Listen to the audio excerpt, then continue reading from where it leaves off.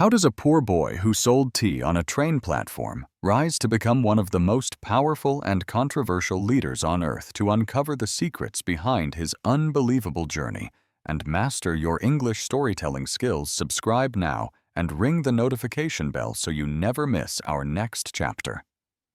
Imagine this: a boy who sells tea, a boy from a very small town. This boy, not once, not twice, but multiple times, went against all the difficult things in his life and rose to become the Prime Minister of India. And not just any leader. Today, in the year 2025, he is the most famous leader in the world. People in his country in India admire him so much that they have even built temples in his name. Now let's begin this unbelievable journey. Narendra Modi was born on September 17, 1950. He was born in a small, quiet town called Vadnagar in the state of Gujarat in India. At that time, India was still a very young country. It had gained its independence just 3 years earlier in 1947. His family was very poor. They belonged to the Ganchi community, which was considered a lower-class caste in India. His father, Damodardas Mulchand Modi, ran a small tea stall near the railway station. It was a simple, busy place. His mother, Hiraben Modi, was a simple and hard-working woman.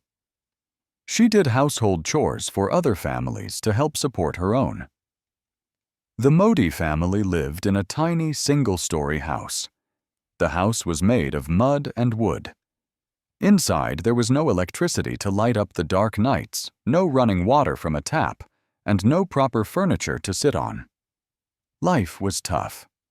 It was a constant struggle.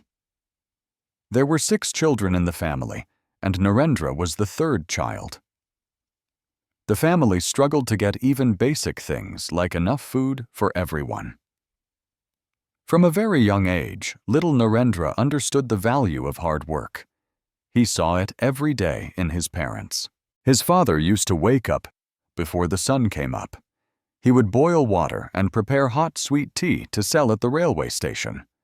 And little Narendra, who was just 6 or 7 years old, would also wake up early in the dark morning.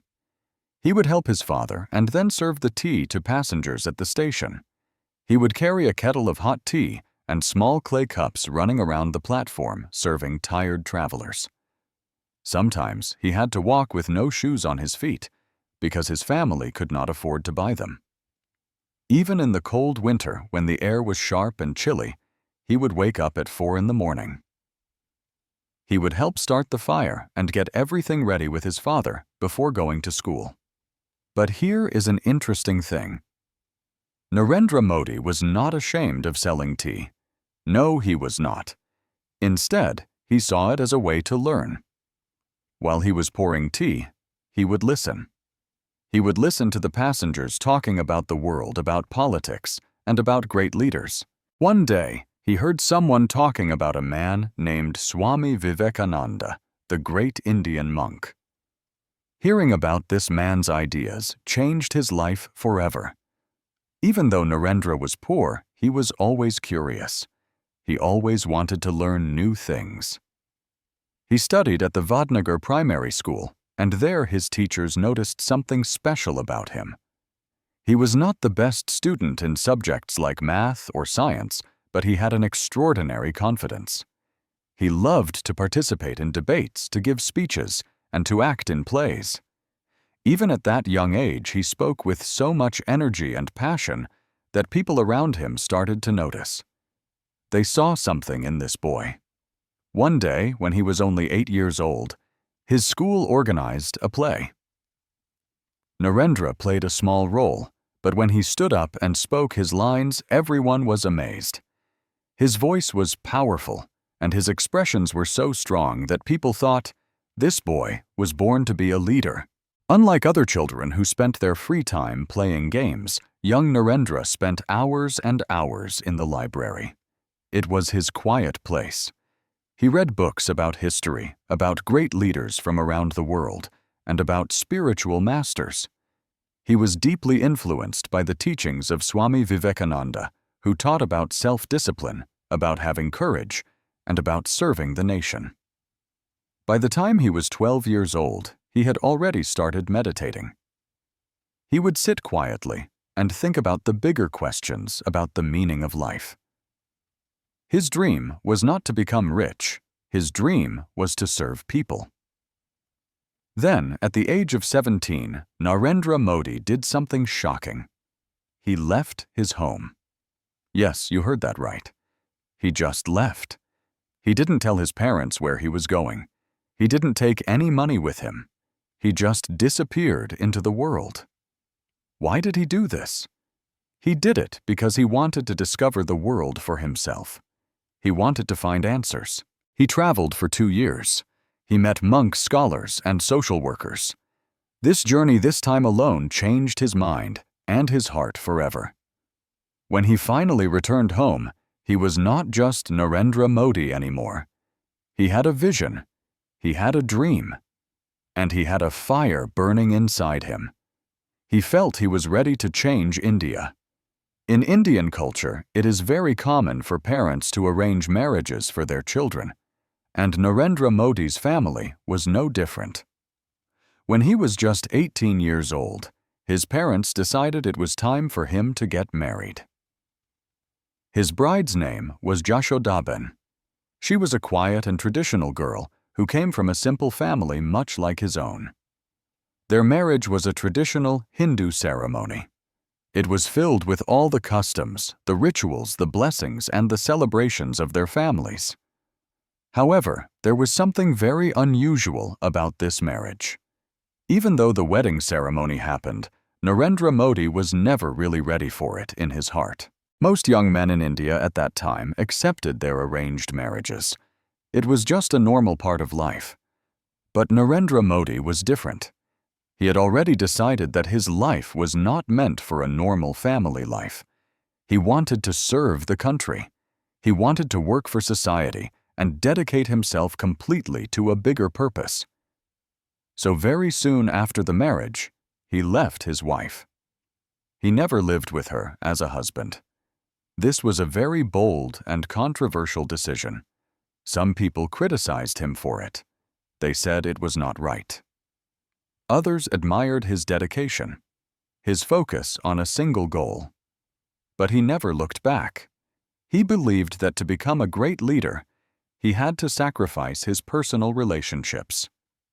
After leaving home for the second time, Narendra Modi joined the Rashtriya Swayamsevak Sangh, known as the RSS.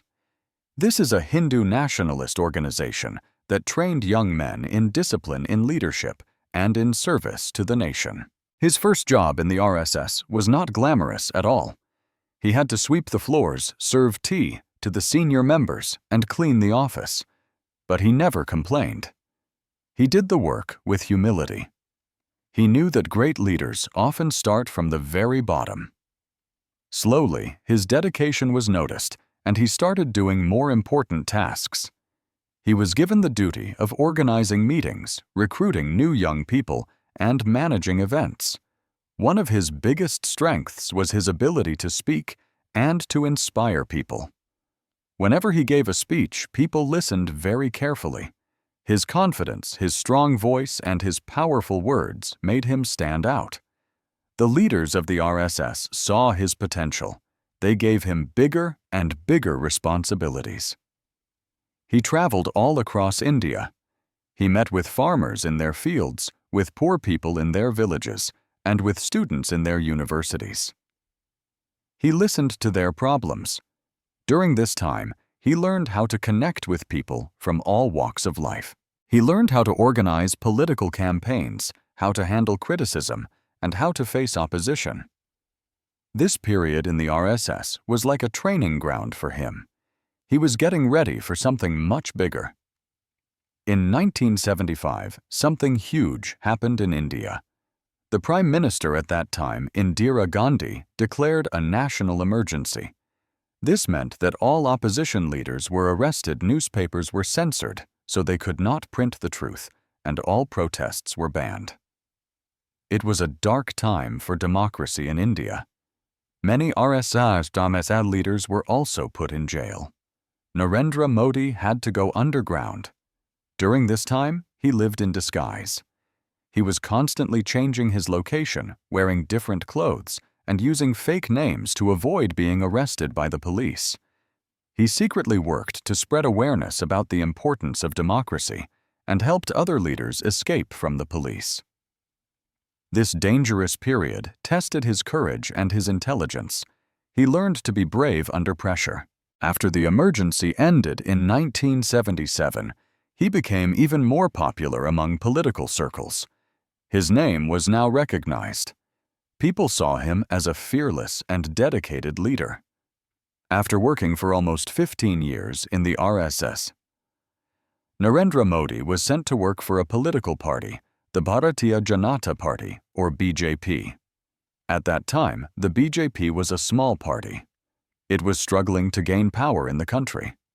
But Modi brought a new kind of energy with him. He started organizing big events, political campaigns, and speeches that attracted thousands and thousands of people. He had a gift for bringing crowds together. One of his biggest successes came in 1995 when the BJP won the state elections in Gujarat. This victory was the first major step in Modi's journey to the top. In 2001, something unexpected happened in Gujarat. The state's chief minister, Keshubhai Patel, had to resign because of health issues. The party needed a strong replacement, someone who could lead the state forward. Narendra Modi was chosen. At first, many people doubted him. Can he do it? They wondered. He had never held a government position before. He had been an organizer, not a governor. But within just a few months, everything began to change. Under Modi's leadership, Gujarat started to grow very rapidly. He focused on building better roads and infrastructure. He worked on improving the electricity supply so that homes and factories had power. He attracted new businesses and industries to the state. This was the time when he became famous for his strong, decisive leadership. Business leaders started praising him.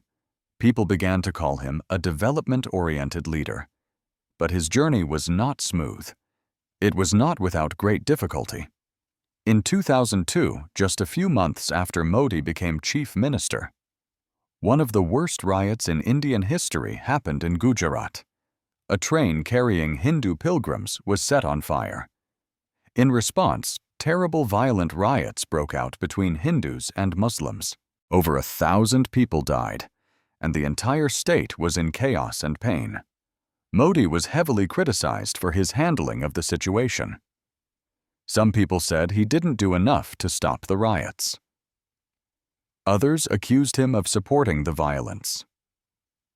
For years and years, this event haunted his political career. Many people thought his journey as a leader was over. But Modi did not give up. Instead, he focused all his energy on development and economic growth, trying to rebuild his image and the state. Slowly, Gujarat became one of the fastest-growing states in India, attracting huge investments from big companies. People saw how Modi was transforming the state despite all the challenges. By the year 2012, Narendra Modi was already one of the most famous leaders in India. He had been the chief minister of Gujarat for 11 years. All over the country, people were talking about how he had changed Gujarat. Some people loved him. They called him a strong visionary leader. Others still criticized him, especially for the 2002 riots. But no matter what people thought, one thing was clear: Modi was now a national leader. And something even bigger was about to happen. In 2013, the Bharatiya Janata Party, the BJP, was looking for a strong leader for the 2014 general elections. The party needed someone powerful, confident, and popular. They needed someone who could win the hearts of millions of Indians. And for many people in the party, the best is a best choice. The only choice was Narendra Modi. But this decision was not easy. Some senior BJP leaders did not want Modi to be the candidate. They thought he was too controversial because of the history of the Gujarat riots. The opposition parties strongly opposed him. They said he was not fit to lead a diverse country like India. Many news channels criticized him and tried to stop his rise. But Modi was determined.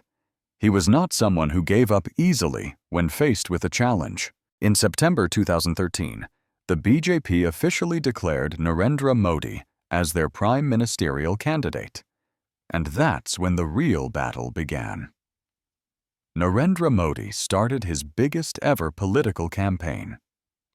He traveled all across the vast country of India, covering hundreds of cities, towns, and villages.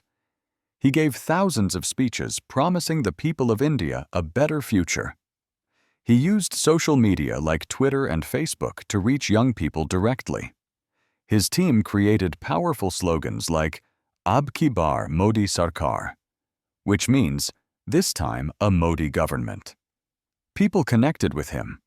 They felt he was different. He was not from a rich political family like many other leaders. He was a common man, a tea seller who had worked incredibly hard to reach this position. And his message was simple and clear.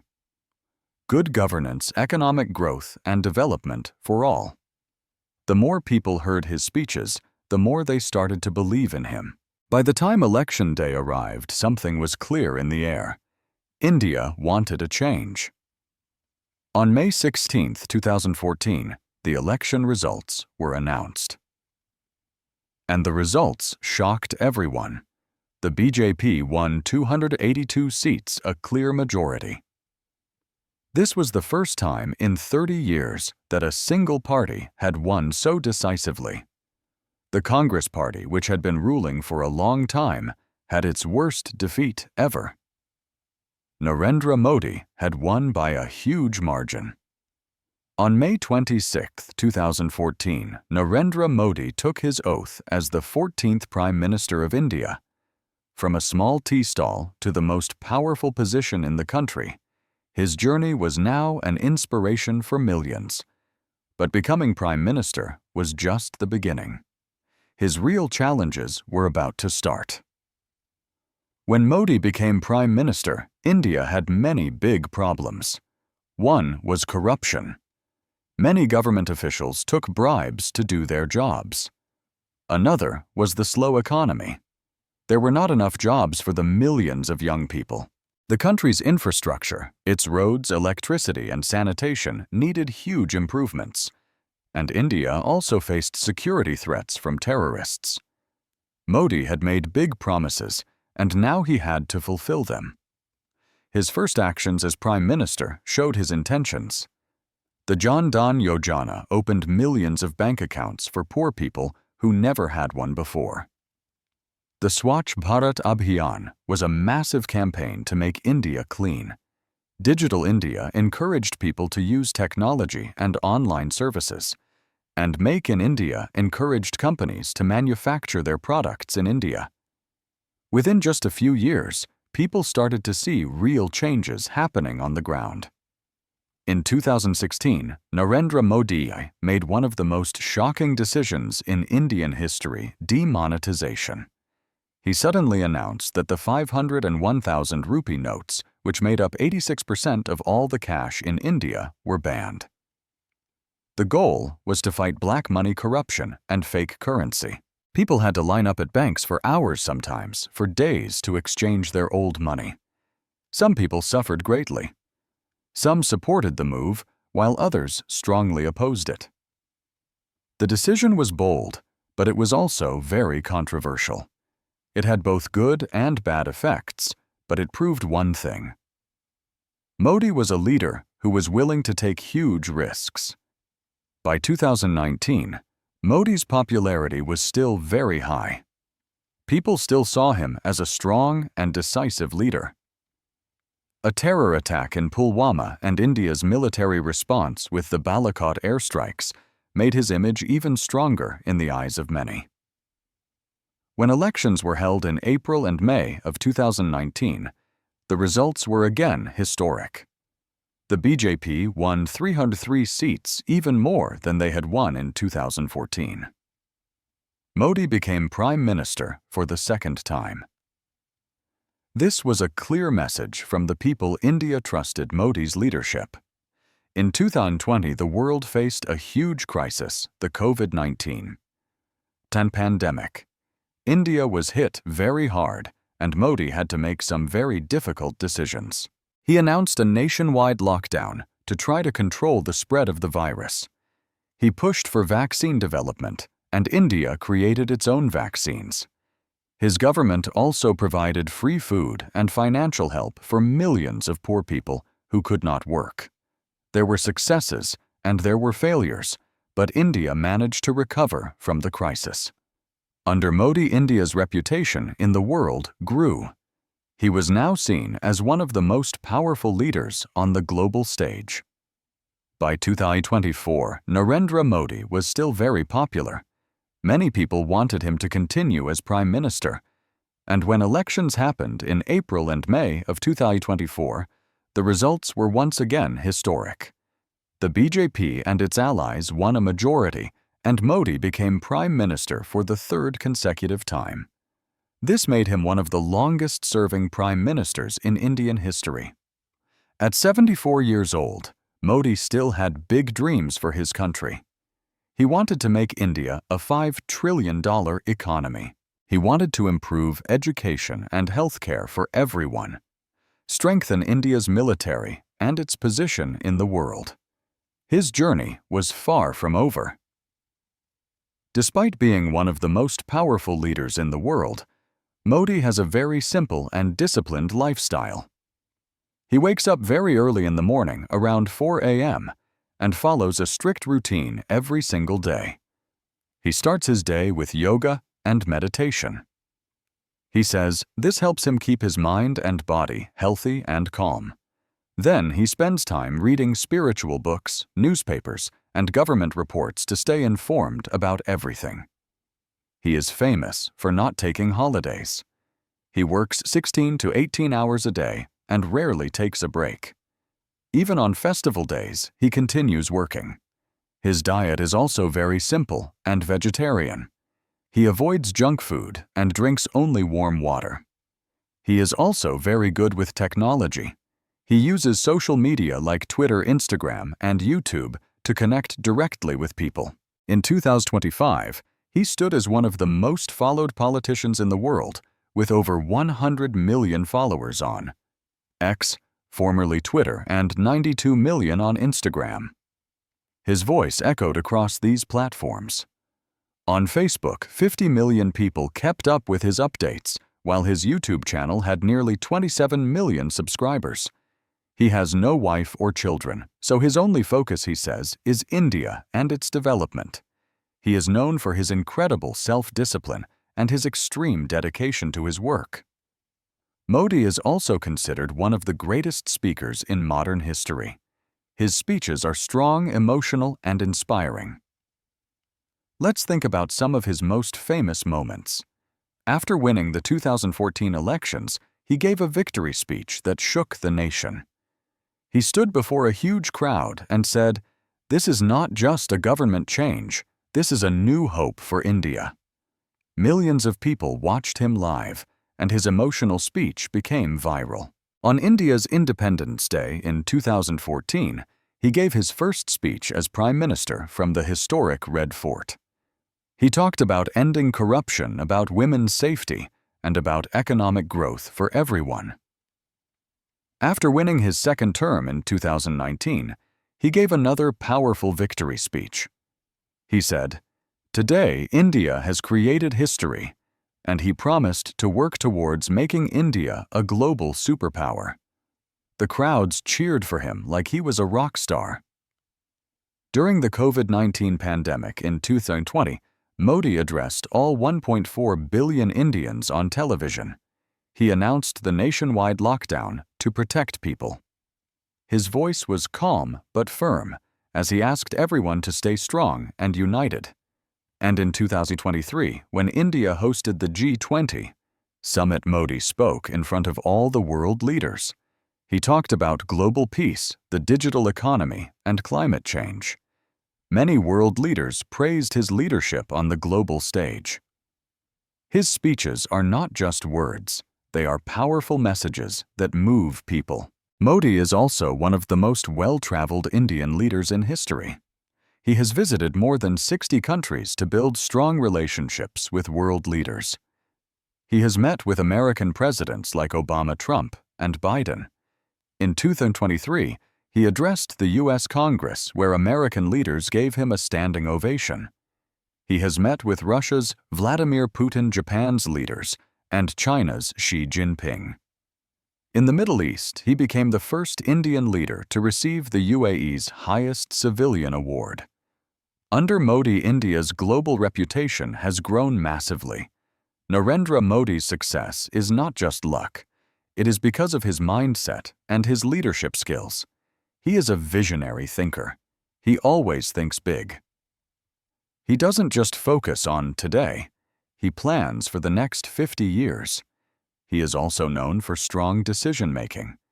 He takes bold decisions like demonetization and the digital reforms. His capacity for hard work and dedication is famous. He sleeps only 3 to 4 hours a day and never takes vacations. He has excellent communication skills. He can connect with people easily, from villagers to world leaders, and make them feel inspired. And above all, he promotes a strong sense of patriotism. He puts India first in every decision. His goal is to make India the world's biggest power. As of 2025, Narendra Modi is still the Prime Minister of India. He is working towards developing India's infrastructure, like highways, railways, and airports. He is strengthening India's military and space programs and improving education and healthcare. No one knows for sure how long he will continue as Prime Minister, but his influence will last forever. His journey has proven to many that nothing is impossible. He has millions of fans who admire him for his hard work, his vision, and his leadership. But what makes him so famous, so powerful, and so inspirational? In India, some of his followers have even built temples for him. People there worship him almost like a god because they believe he has transformed their lives for the better. He is not just a politician. He has become a brand. His name alone can influence markets, elections, and even global policies.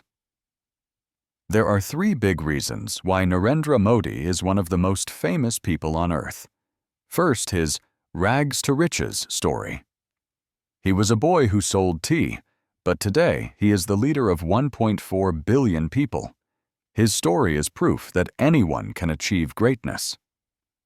Second, his leadership and vision. He has worked to transform India into a global power. His leadership is seen as strong, bold, and fearless. And third, his charisma and communication. He connects with every kind of person, rich or poor, young or old. His speeches are powerful, emotional, and inspiring. People don't just support Modi, they believe in him. Narendra Modi's life teaches us a very important lesson. Your past does not define your future. He had no money. He had no big family name. He had no political background. But he had a dream. He had a powerful work ethic, discipline, and a never-give-up attitude. And that is why he succeeded. If you want to achieve your dreams, you can learn from his story. Start from nothing, but dream big. Work harder than anyone else around you. Never stop learning and improving yourself. Face your challenges with courage. And believe in yourself even when no one else does. Never, ever give up. If a boy who sold tea can become the Prime Minister, you can achieve anything you want. Modi's life is not just a story. It is a blueprint for success. He became a leader because he never stopped moving forward. What about you? Will you keep waiting for success to come to you, or will you go out and fight for it? Will you let people tell you what you can't do, or will you show them what you can? Will you give up, or will you rise like Modi? The choice is yours. Because in the end, greatness is not given, it is earned. If you felt inspired by this story, remember that it is proof that nothing is impossible. You have the power to change your life. Your dreams are waiting for you. Go and chase them.